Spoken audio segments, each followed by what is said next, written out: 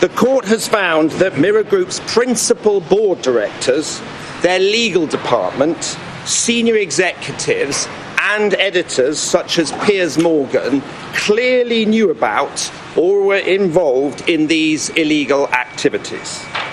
Between them, they even went as far as lying under oath to Parliament. Finish him!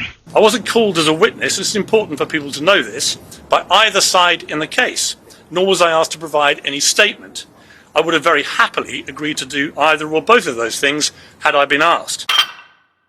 Can you believe that Prince Harry and his attorney, David Defamation Dave Sherburne, are trying to accuse my work husband, Piers Morgan, of lying on the stand? Let's get into it. Hello everybody and welcome back to my channel, Leilani of Barbados.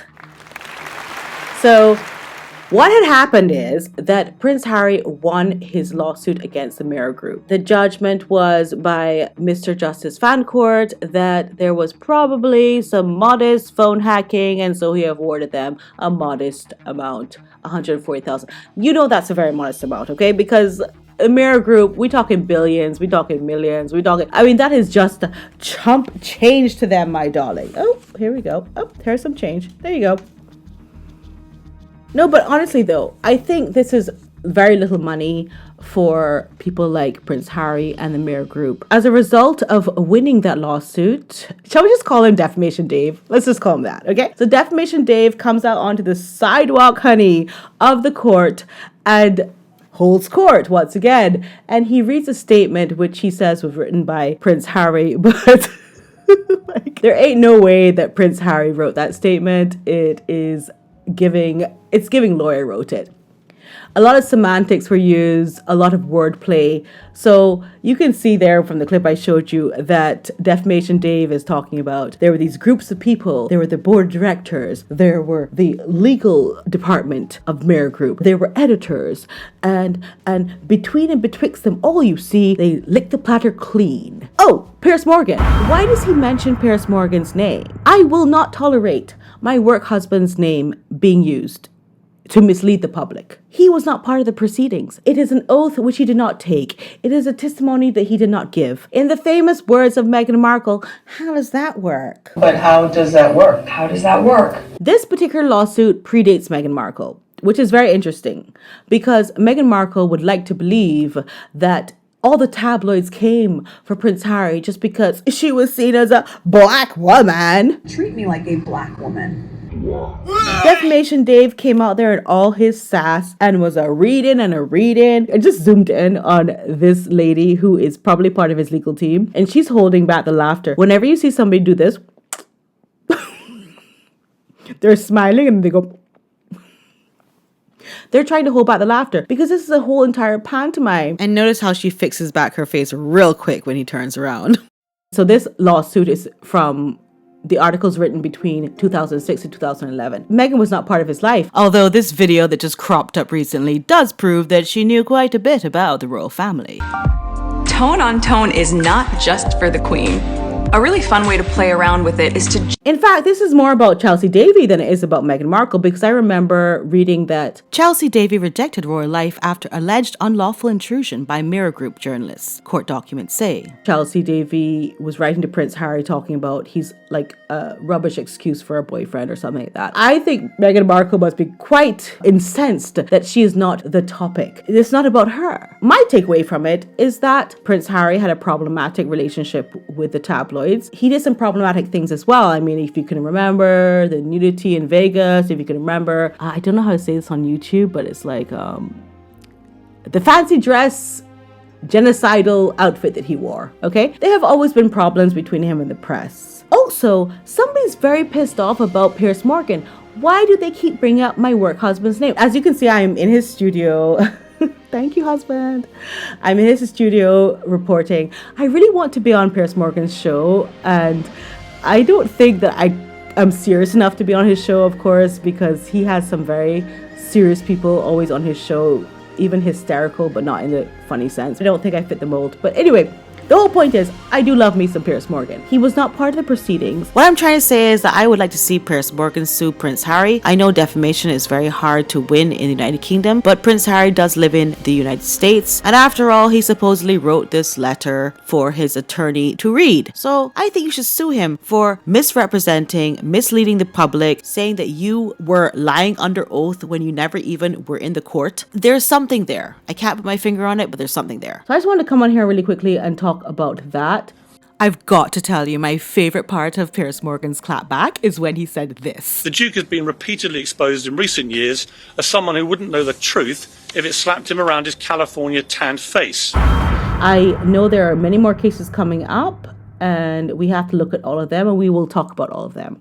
I think Meghan is seething right now because she's like, how did you win a lawsuit that doesn't involve me? But it does kind of involve her, because if you remember, Meghan Markle used to send private messages to Piers Morgan, flirting with him. She was trying to take him on. And that's when she was clawing her Meghan claw to the top of society in England prior to being introduced to Prince Harry. She even met with Piers Morgan for a drink. And I just wonder if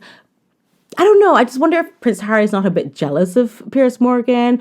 Why did they mention his name? It's just so absurd to me. Let's move on to the holiday pictures. Meghan and Harry, we'll start with them. They released their pictures a week after the real royal family did. They chose to highlight the Invictus Games as their holiday greeting card. Invictus is in a shambles. They have fired all the top execs from Invictus, and there's been some alleged mismanagement of funds and so on and so forth. But I guess in comparison to them being cancelled from everything else, including Netflix, Spotify, Hollywood Life, I guess this must be an achievement for them. The funny thing is that they said, thank you for all your support, which that's another video, but the Archwell Foundation Charity Company, LLC, whatever it is, Archwell has lost a lot of support significantly, and they even published that. So the fact that they're saying thank you for your support and they're highlighting the Invictus Games is giving delusional.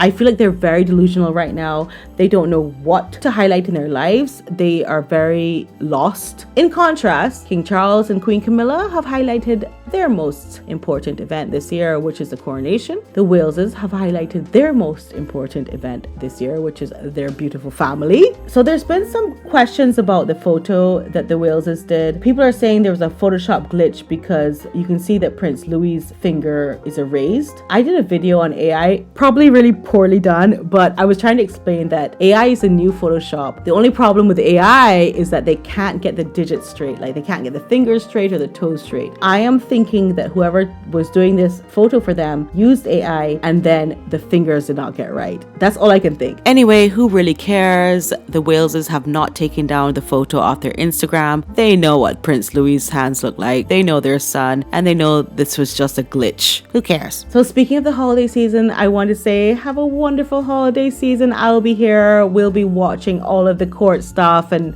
everything else that comes up. We'll be talking about it, of course, but I wanted to tell you happy holidays. And I forgot to tell you my recipe for Bajan stuffing. So I'm going to rattle it off. Wish me luck. So you take some water crackers, some old stale water crackers, and you crumple them up a little bit, put them in a bowl, add hot chicken stock to it to just soften the crackers. You don't have to saturate them totally. The next step is the veggies. So whatever you would use in a mirepoix, you would put in the pan. You put your carrots, your celery, your onions, your scallion, even a little bit of garlic you can put, soften those with butter in a pan. You can even add bell peppers, whatever you want to do. Oh, chestnuts, water chestnuts, mushrooms, any of those things you can add up in there. And then next is the herb. So you can add what you would put in a bouquet garni, but you chop it up. So thyme, marjoram, rosemary, tarragon. You just chop it up, put that in the pan with the veggies, soften those a little bit, wait for that to cool, pour that into the bowl with the crackers and the broth. Then the sweet comes in now. So you add a little bit of brown sugar, and you can add craisins or raisins. If you're posh like me, you'd add craisins, and then you stuff the bird. The bird could be the turkey, the chicken, or the Cornish hen. Anything left over from the stuffing, you just put in a shallow pan and you bake it alongside. Once the bird is finished and you take it out, you can remove the stuffing from the carcass. And if you're not satisfied with how much it's cooked, if you want to be more caramelized, as we do in the Caribbean, we like things very caramelized, you can put that also in a pan and cook it a little bit more. And then you present it in your platter, fluffed up, everything together. The only thing is that in the Caribbean, we do like pepper. So we put like a little bit of chopped up Scotch bonnet or some Bajan pepper sauce into that mix as well of the stuffing. But you don't have to do that if you don't want to. It's up to you. And my mouth is actually watering. I'm so excited. Yeah, I love pepper. So you can add some pepper sauce, or you don't have to add it. It'll be good regardless. Piers, that's an idea. Have me on your show and I'll teach you how to cook Bajan food. I'll cook for you anything you want. That's the end of the video now. I think I've covered everything so far. I love you so much. The biggest takeaway is do not come from my work husband. Give a thumbs up if you like the video. Please subscribe, press bell notifications. And Piers, I love you too. And you know that. My work husband. I love you, my husband. I love you. I love you. Okay, lots of love to you. Bye. Bye.